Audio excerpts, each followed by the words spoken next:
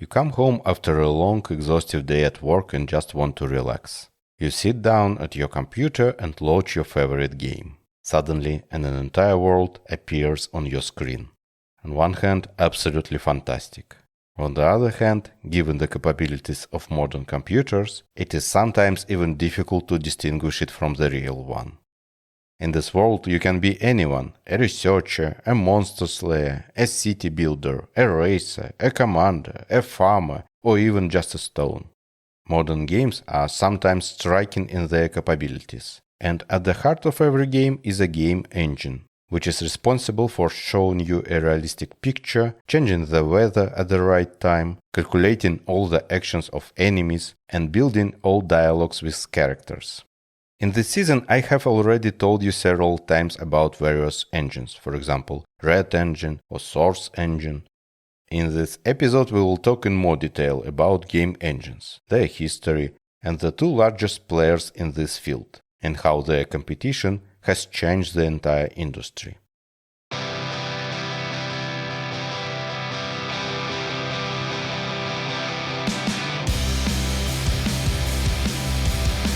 Hi there, and welcome to the Release podcast.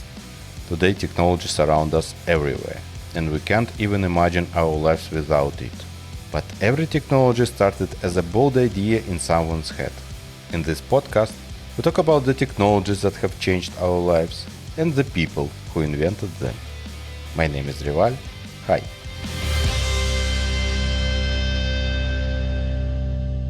Modern games are a very complex product on which large teams work.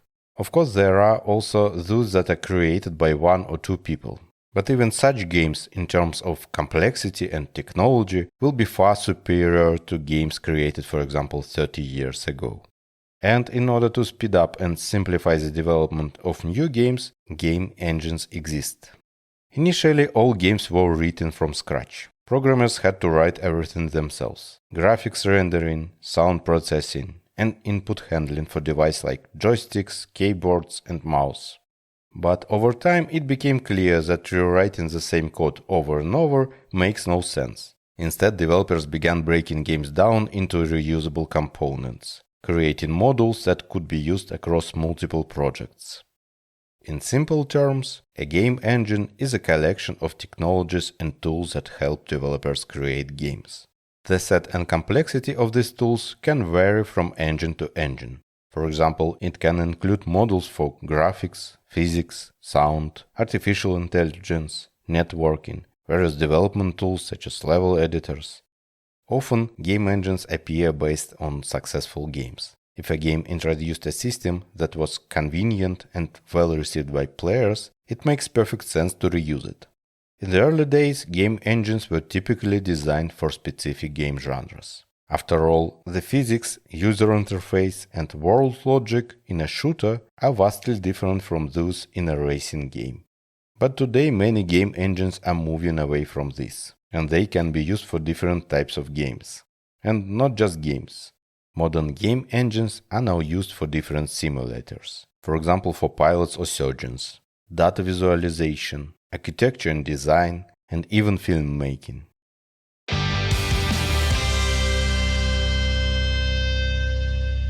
Now let's take a look at where game engines began. Before the 1980s, game engines didn't exist, so every game had to be built from scratch. The first drafts of engines began to appear in the 80s. They specialized in particular genres and were not even called engines yet. In the modern sense, they were more like scripting programming languages designed to speed up development. The first games with such engines were text-based adventures with simple graphics, where many elements could be reused across multiple projects. One of the first engines was released in 1984 by Sierra Online and was called Adventure Game Interpreter. Another similar engine called SCUM, or Script Creation Utility for Maniac Mansion, was created by Lucasfilm Games to power their adventure games. In the 90s, with the rise of personal computers and advancing technology, the gaming industry and game engines evolved rapidly. In this decade, first-person shooters became popular. In 1992, id Software released Wolfenstein 3D, followed by the legendary Doom in 1993. These games revolutionized the gaming industry. Then, in 1996, id Software released another groundbreaking title, Quake. Around this time, the term game engine appeared, and id Software realized they could focus not just on making games, but also on creating the tools to build them. They began developing game engine based on their own games, and licensing it to other developers. Since the industry was just beginning, there were no specialists or courses on how to create a game engine from scratch. For many studios, it was easier to license an existing engine and modify it rather than invest time and resources into developing their own. The Quake engine has countless successors. In the third episode, I talked about how it influenced Valve and how they created their own source engine based on it.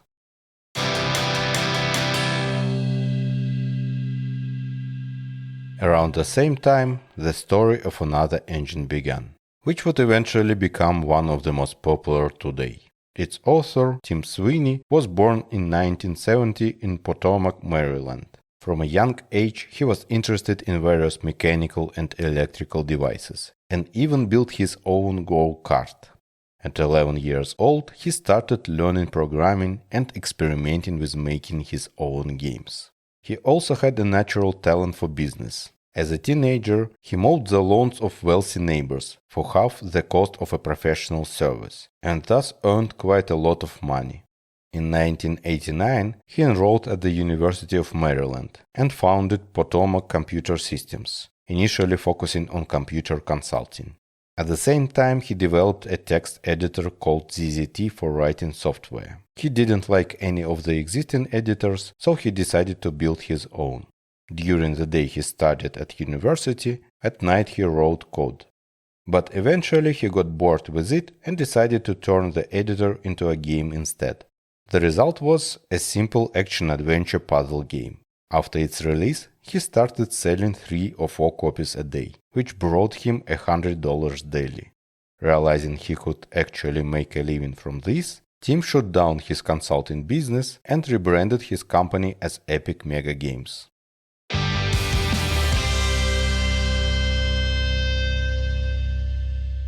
A big part of game success was its built-in editor that allowed players to expand the game, create their own worlds, and even completely different genres, such as shoot-'em-ups or role-playing games. And in that, we can already see the ideas of the future game engine.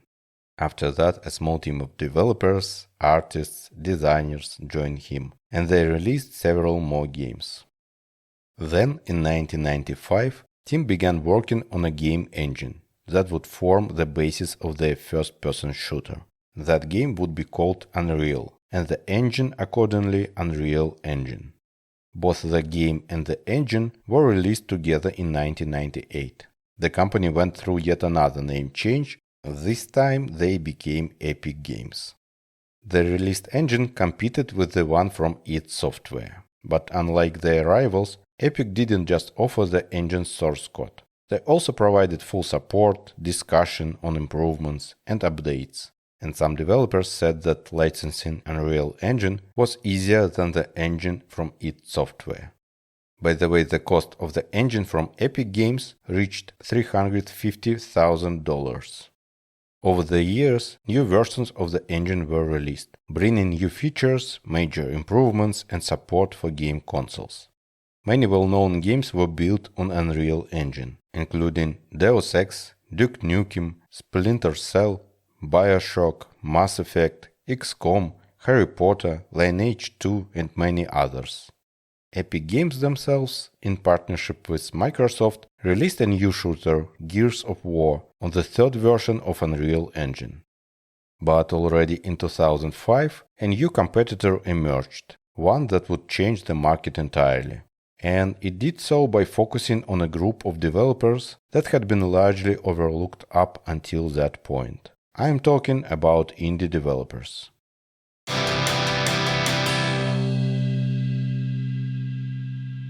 Indie is short for independent. This usually means a game is developed and published without a big publisher overseeing the process. Indie games can belong to any genre, have any kind of story, and vary in scale.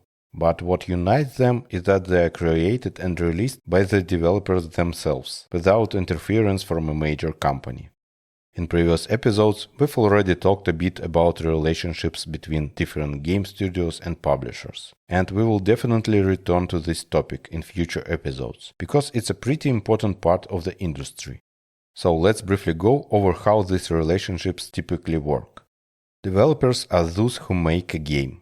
After the game is finished, they need to sell it to the players. In the past, games were most often sold on CDs in physical stores. And so, in order to distribute the game, developers need first to have connections with some factories that will print this game on discs and put them in boxes. Then these boxes need to be delivered to stores. Since it is inconvenient to work with many small stores, they also need to have connections with large retail chains and supply the game to them.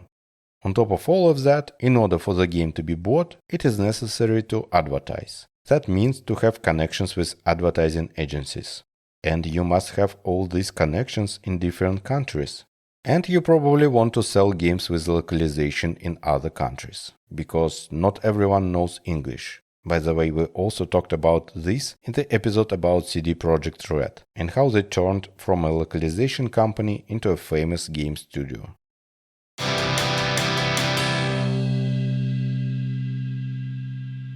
If you are a very small studio, then solving all these issues is simply impossible for you.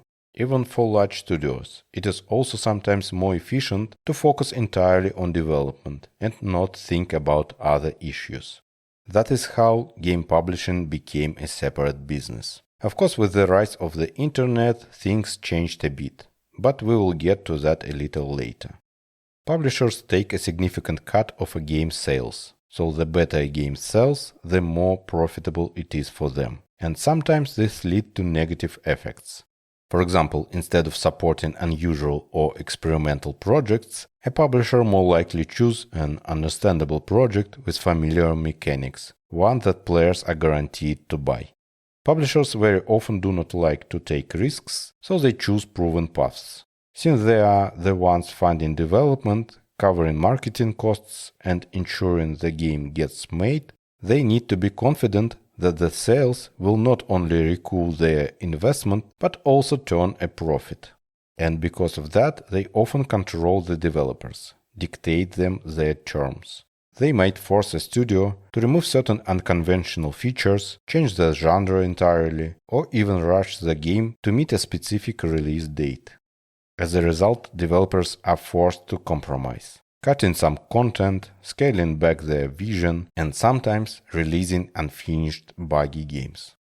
Naturally, many developers are not happy with this system. For a lot of them, making games isn't just about profit. A game can be a passion project, something they have poured years of effort, creativity, and emotion into, an opportunity to bring their dream game to life. But when a publisher steps in and forces them to strip away everything unique to release yet another generic title, it can be frustrating. That is why many developers turn to indie development. Without a publisher dictating their every move, they are free to create exactly what they want and how they want.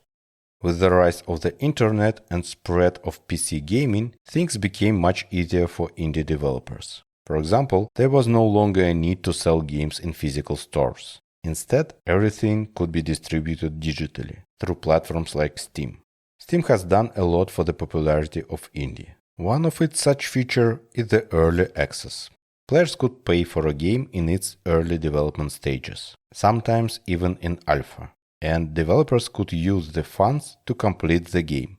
Also came crowdfunding platforms like Kickstarter. You describe your idea and people who are interested in it can support you with their donations, and you thus collect the necessary budget.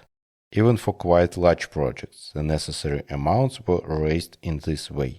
Take Wasteland 2, for example. It raised over 3 million on Kickstarter in just 42 days.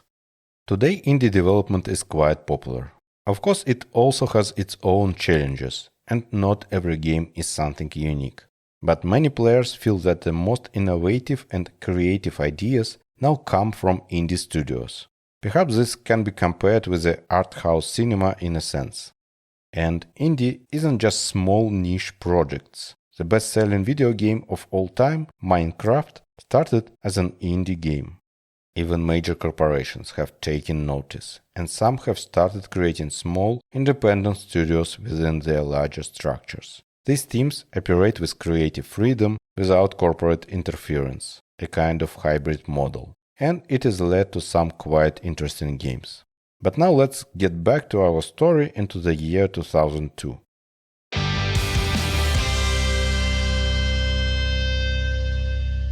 In May 2002, Nicholas Francis, a developer from Denmark, posted a message on the forum and asked for help with one of the systems in a new game engine he was building.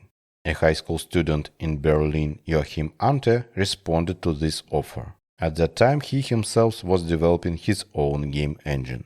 After some time collaborating, they decided to join forces and start working on a single project.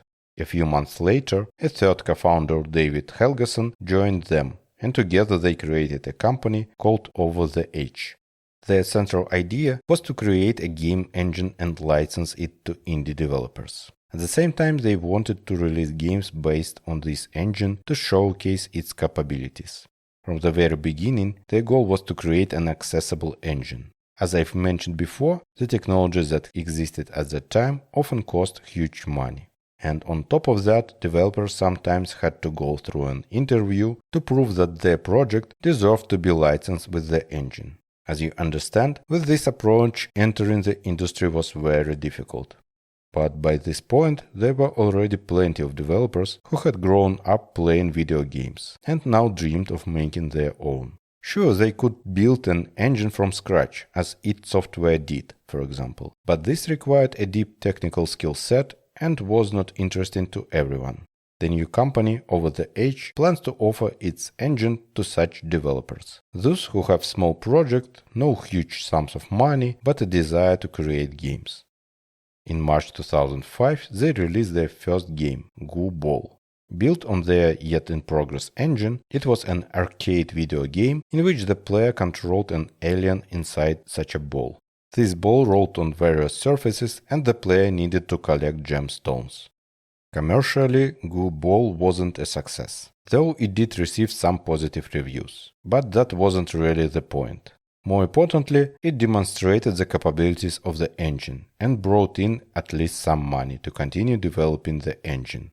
From that moment on, the company fully shifted its focus from making games to creating tools for game developers.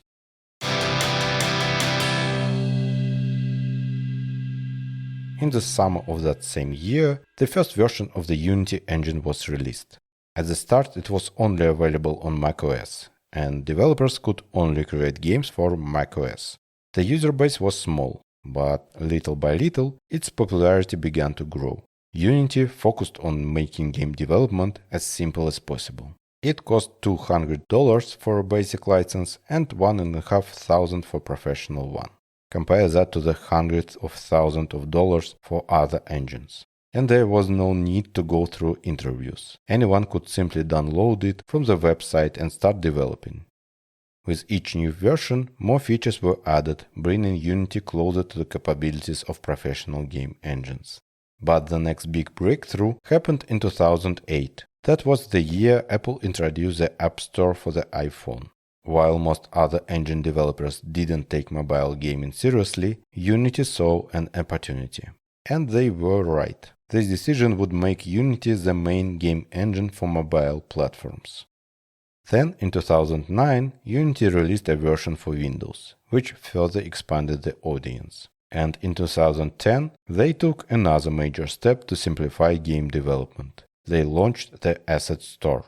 Because making a game isn't just about writing a code. You also need art, 3D models, animations, sound effects, and music. For big studios, this isn't an issue.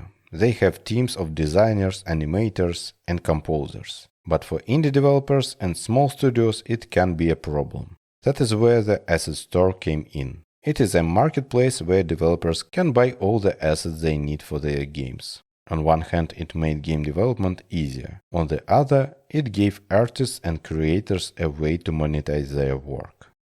The engine kept evolving and improving. Unity acquired other companies and technologies and integrated them. At some point, no one can call it just an hobbyist game engine anymore. Gradually, more complex and serious projects started being developed on Unity. But the most important thing is that the community was growing. People began creating tons of tutorials, guides, and learning materials, and that in turn attracted even more new developers. As a result, there were so many developers on the market who knew Unity that game studios themselves started switching to it, because it was easy for them to find specialists. And the Unity's main competitor, Epic Games Company, it seems realized that they had missed a rather large niche and didn't want to just give up.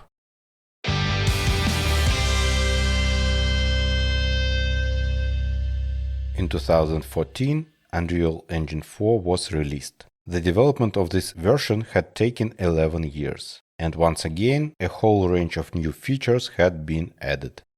Then, in 2015, Epic launched the Unreal Dev Grants, a $5 million fund aimed at supporting projects built on Unreal Engine 4. But the real game changer happened in March of that same year. Epic made the engine free for everyone. If your game started making more than a certain amount of revenue, you had to pay Epic 5% of your earnings. But before that moment, the engine remained free. Tim Sweeney later said that this increased the number of engine users tenfold. Then, in 2017, Epic Games launched a new title, Fortnite, an online multiplayer video game. Around that time, a new genre was exploding in popularity – Battle Royale. If you've seen the Hunger Games, you get the idea. 100 players drop onto an island, and the goal is to be the last one standing. Fortnite launched as a free-to-play game. Players could jump in for free, but inside the game they could spend real money on skins, outfits, and cosmetic items. These purchases didn't give any competitive advantage, they were purely for style.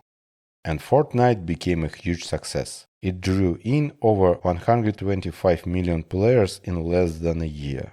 This also meant huge financial gains for Epic Games. It allowed them to acquire other companies and technologies, further improving their engine. And it gave them the ability to launch even more funding programs. For example, in 2019, Epic announced the launch of the Mega Grants. Anyone working on a project related to Unreal Engine could apply for funding, up to $500,000 per project. In April 2022, Unreal Engine 5 was released, and it amazed everyone with its graphics. The picture was so realistic that at some moments it was hard to tell if you were looking at game or actual footage. Some studios have even started abandoning their in-house engines in favor of Unreal Engine 5. For example, CD Projekt Red announced that the next game in the Witcher series would be built on Unreal. At this point, maintaining a proprietary game engine has become increasingly difficult. It requires a huge investment of resources, and there simply aren't many specialists on the market who are familiar with your internal technology, so you have to spend time and money training them.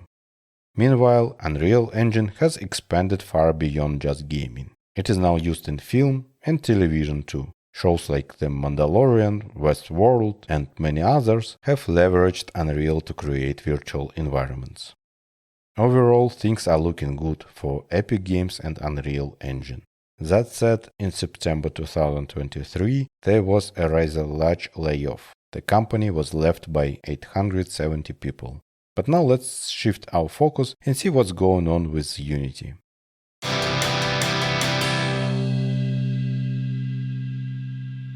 Meanwhile, Unity was making what might be one of its biggest mistakes.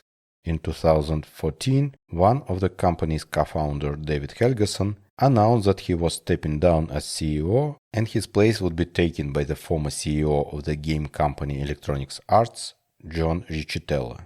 At first, things seemed to be going well. Unity kept improving its engine, acquiring other companies, securing investments, and even going public. But 2023 turned out to be very difficult for the company.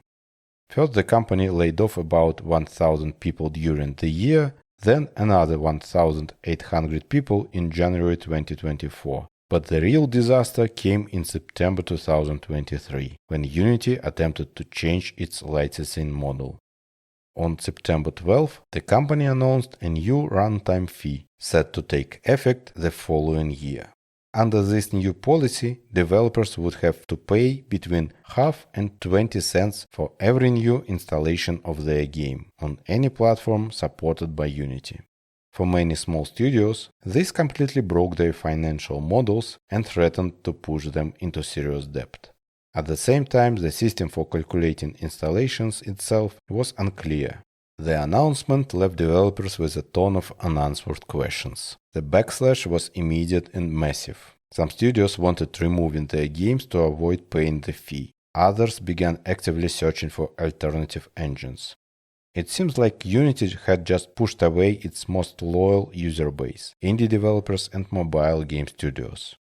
As a result, on September 22, after 10 days, Unity apologized to the community, simplified the license agreement so that it now affected only large projects, and returned the free plan without additional commissions. And on October 9, CEO John Riccitiello left the company. It would seem that the problem has been resolved, but Unity's trust and reputation took a major hit. Some developers still decided to leave, switching to other game engines. That said, there are still a lot of Unity specialists on the market. Games based on it continue to be released. Its popularity for mobile games is still very high. It is unlikely that the engine will disappear somewhere in the near future, or everyone will stop using it. But there are definitely problems that the company's management still has to solve.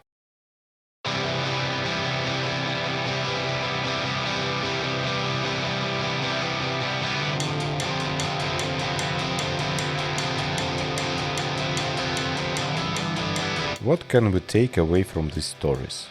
First, never underestimate potential user groups or emerging platforms. They might just be your next big opportunity for growth. Second, always be adaptable. If your competitor is offering better deals or has found a new audience that has fueling their growth, it might be time to rethink your own strategy. And once again, we've seen how crucial it is to build a loyal community. A community that not only supports your product, but also creates tutorials, spreads the word, and helps it grow. And how dangerous it is to lose their trust. As they say, you only get one chance to make a first impression, and you only get one chance to lose someone's trust. Thank you for listening. This was the Released podcast. See you in the next one.